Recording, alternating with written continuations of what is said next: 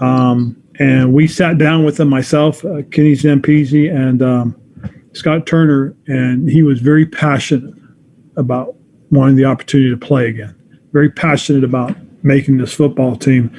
And that really stood out to me because it really just showed that mentally, I think he's passed the hurdle.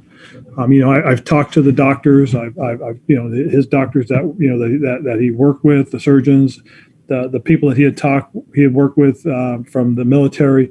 And our doctors, and everybody was very positive about where he was physically. And to me, the mental aspect was answered the other day when he was very passionate about it, about believing in himself, because you could see him do things, you could see the progression.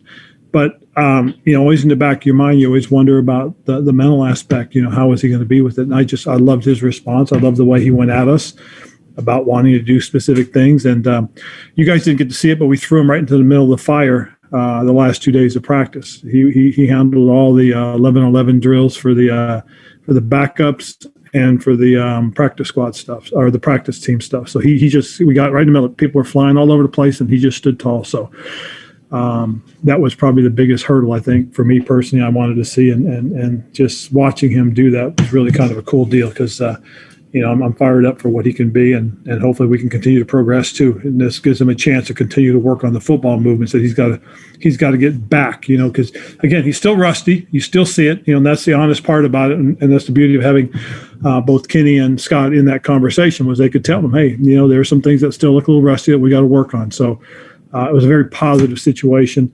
And I think it really helped give some clarity.